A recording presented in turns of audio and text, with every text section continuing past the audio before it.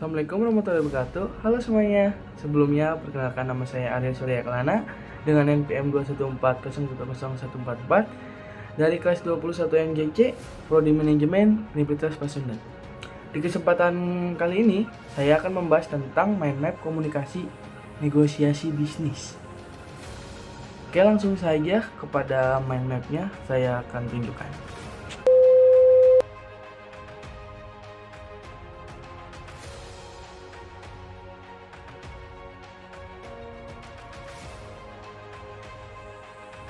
Iya, yang pertama ada negosiasi. Negosiasi juga terbagi menjadi 4 faktor.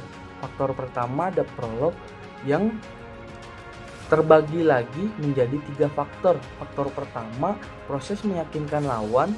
Faktor kedua, komunikasi dua pihak untuk mencapai kesepakatan. Faktor ketiga, proses mempengaruhi pikiran lawan.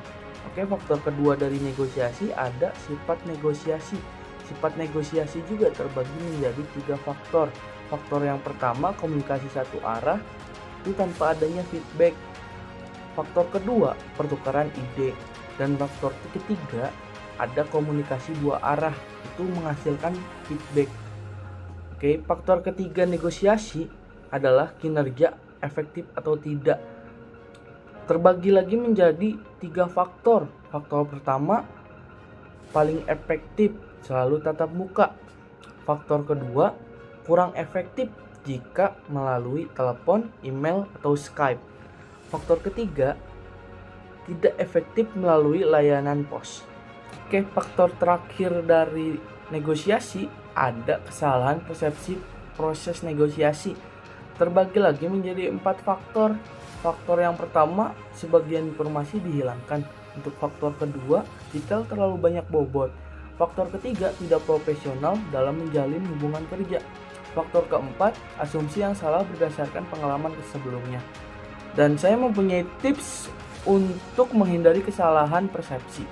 Yang pertama, bersikaplah fleksibel. Kedua, bersikaplah cermat. Ketiga, berhati-hati dalam membuat keputusan. Keempat, pantang menyerah. Kelima, mencari informasi.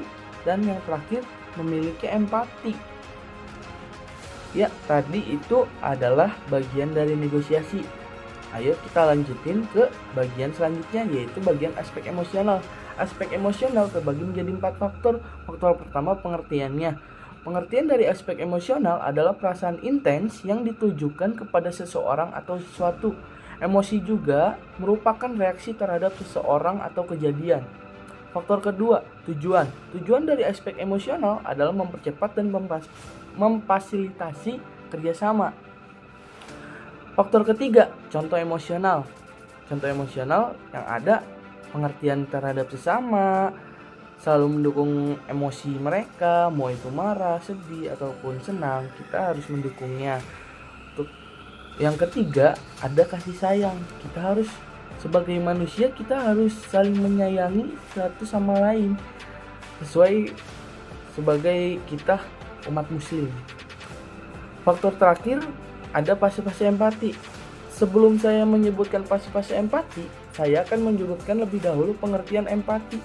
Empati adalah kemampuan memahami apa yang dirasakan orang lain dan melihat sesuatu dari sudut pandang orang lain. Fase-fase empati yang pertama, merasakan keadaan emosi orang lain. Yang kedua, memperhatikan orang lain lebih dari diri sendiri. Yang ketiga, transmisi rasa dalam berbagai bentuk. Ya, tadi adalah bagian dari aspek emosional. Selanjutnya ada komunikasi verbal. Komunikasi verbal terbagi menjadi 4 faktor, yaitu pengertian. Pengertian dari komunikasi verbal adalah interaksi dalam perilaku yang menggunakan simbol ucapan antara 2 orang atau lebih untuk mengungkapkan gagasan. Faktor kedua, tujuan. Ada beberapa tujuan dari komunikasi verbal. Tujuan pertama, mengungkapkan keahlian profesional, dan tujuan kedua, menciptakan mitra dan mengatasi saingan. Faktor ketiga, fungsi. Fungsi dari komunikasi verbal ada beberapa, yaitu informasi tentang gagasan, ide, dan surat. Yang kedua, kampanye tentang promosi dan permintaan. Yang ketiga, ada emosional atau tentang perasaan. Faktor terakhir dari komunikasi verbal ada cara berkomunikasi verbal. Yang pertama, komunikasi interpretatif atau membicarakan situasi dengan opini. Kedua, komunikasi pemeliharaan, berusaha membantu orang lain. Meneliti komunikasi, menggali informasi lebih dalam.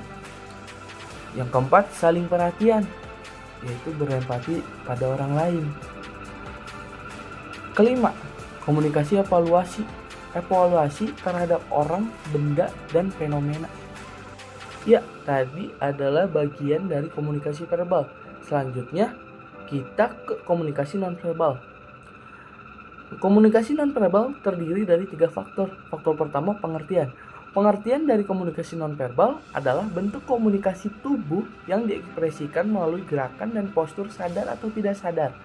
Faktor kedua, nonverbal itu menarik loh. Yang pertama, bahasanya yang universal. Bahasa nonverbal juga lebih meyakinkan dibanding bahasa verbal. Terus mengkonfirmasi apa yang diucapkan seseorang dalam kata. Selanjutnya, memberikan informasi tentang keadaan emosi. Dan yang terakhir, menunjukkan evolusi. Faktor ketiga dari komunikasi nonverbal, cara berkomunikasi nonverbal. Yang pertama, menggelengkan kepala yang berarti tidak setuju.